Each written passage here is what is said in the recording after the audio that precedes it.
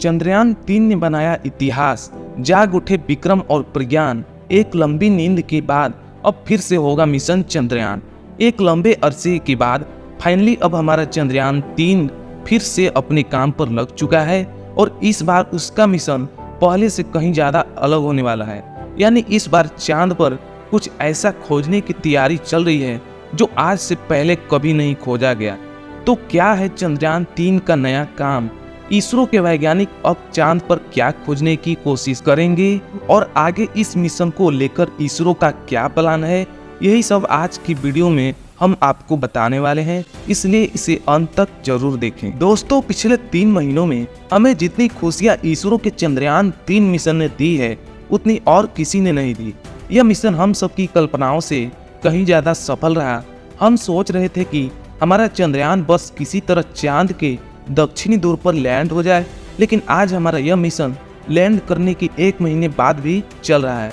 हमने आपको वीडियो के स्टार्टिंग में ही बताया कि हमारा चंद्रयान-3 अब अपनी गहरी नींद से जाग चुका है और एक बार फिर से चांद की अंधेरी दुनिया को खंगालने के लिए तैयार है।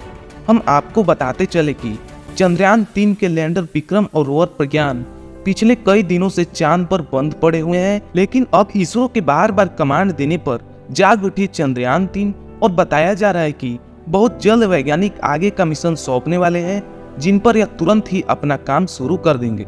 तो अब आगे चंद्रयान-3 मिशन का टारगेट क्या होने वाला है, इसकी बात हम आगे करेंगे, लेकिन उससे पहले आपको बताते हैं कि चंद्रयान-3 का अब तक का सफर कैसा रहा और ऐसी क्या वजह थी कि वैज्ञानिकों को सारा काम बंद करके विक्रम और प्रज्ञान को स्लीप मोड में डालना पड़ा। दोस्तों, जैसा कि हम जानते हैं कि हमारे चंद्रयान-3 का सफर 14 जुलाई को श्रीहरिकोटा के सतीश धवन अंतरिक्ष केंद्र से शुरू हुआ था, जहां चांद पर पहुंचने में 47 दिनों का समय लगा और चांद पर लैंड करते ही अपना रिसर्च का काम शुरू कर दिया। शुरुआत में हम यह प्रार्थना कर रहे थे कि किसी भी तरह हमारा चंद्रयान-3 चांद के दक्षिणी ध्रुव में लैंड कर जाए, क्योंकि पिछली बार यानी चंद्रयान-2 के दौरान हम ऐसा करने में असफल रहे थे, जिसके चलते खुद को साबित करने के लिए इस बार हमें हर हाल में सॉफ्ट लैंडिंग को अंजाम देना था। चांद पर लैंडिंग के बाद क्या होगा और क्या नहीं, इस पर किसी का ध्यान नहीं था, क्योंकि उस समय वह ज़्यादा इम्पोर्टेंट नहीं था और वैज्ञानिक खुद भी नहीं जानते थे कि लैंडिंग करने के बाद रोवर प्रज्ञान और विक्रम लैंडर किस हाल में होंगे। 23 अगस्त के दिन हमने चांद के दक्षिणी ध्रुव में सॉफ्ट लैंडिंग को अंजाम दिया और भारत के नाम एक नया इतिहास दर्ज हुआ। असल में इससे पहले दुनिया का कोई भी देश चांद के दक्षिणी ध्रुव में सॉफ्ट लैंडिंग नहीं कर पाया था, इसलिए भी इस मिशन के सिर्फ लैंडिंग को ही इतना खास ज्यादा बनाया गया। लेकिन लैंडिंग के बाद अब बारी थी लैंडर विक्रम और रोवर प्रज्ञान की मदद से चांद की रहस्यमय दुनिया के अंदर खोजबीन करना, और इसके लिए वैज्ञानिकों ने 14 दिनों का समय तय किया हुआ था। असल में वैज्ञानिकों को लगा कि 14 दिन रिसर्च का काम करने के बाद विक्रम और प्रज्ञान शायद किस हाल में होंगे, उनसे आगे कुछ कराया जा सके, और यही सोचकर मौलिक रूप से इस मिशन को 14 दिन के लिए प्लान किया गया था। अब ये 14 दिन वैसे तो 4 सितंबर को ही पूरे हो गए थे, लेकिन जैसे कि हमने बताया कि मिशन अभी भी चल रहा है। अब ये कैसे हुआ और क्यों हुआ, चलिए इसके बारे में बताते हैं। बात दरअसल यह है कि विक्रम और प्रज्ञान दोनों ने हमारी उम्मीदों से कहीं ज़्यादा बेहतर काम किया और वैज्ञानिकों ने इन्हें जो भी काम सौंपा था, यानी इन्हें रिसर्च से रिलेटेड जो भी टारगेट्स दिए गए थे, वे सभी इन्होंने समय रहते हुए पूरे कर दिए थे। साथ ही रिसर्च का काम खत्म हुआ, फिर भी इनके सारे सिस्टम एकदम सही तरह से काम कर रहे थे और वैज्ञानिकों को लगा कि मिशन को यहीं समाप्त करने का मतलब है प्रज्ञान और विक्रम के पोटेंशियल को वेस्ट करना।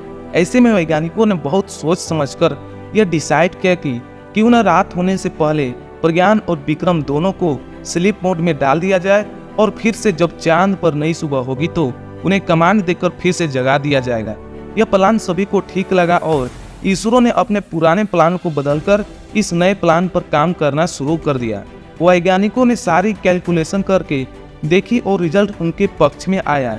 इस तरह से सब कुछ सेट होने के बाद जैसे ही विक्रम और प्रज्ञान का काम पूरा हुआ, तो वैसे ही वैज्ञानिकों ने विक्रम और प्रज्ञान को 4 सितंबर के लिए स्लीप मोड में डाल दिया।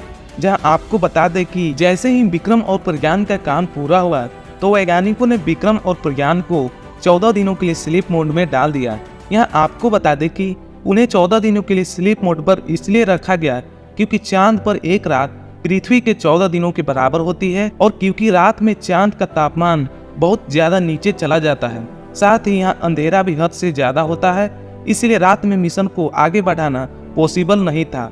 यही कारण था कि विक्रम और प्रज्ञान को 14 दिनों के लिए स्लीप मोड में डाला गया। वैसे आपको बता दें कि रोवर प्रज्ञान ने अपने हिस्से का काम तय सीमा से 2 दिन पहले ही खत्म कर लिया था। यही वजह थी कि वैज्ञानिकों ने रोवर को 2 सितंबर के दिन और लैंडर को 4 सितंबर के दिन स्लीप मोड में डाला था।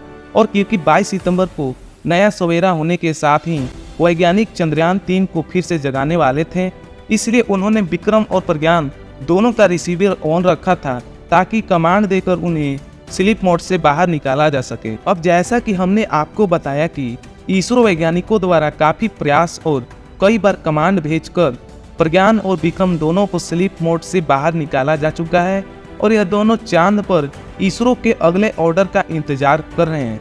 वैसे इस बार उम्मीद लगाई जा रही है कि इस बार चंद्रयान 3 चांद के बारे में और भी बड़े बड़े खुलासे करने वाला है। आपको बता दें कि मिशन के पहले टारगेट में भी चंद्रयान ने अपनी खोज से पूरी दुनिया को हैरान किया है।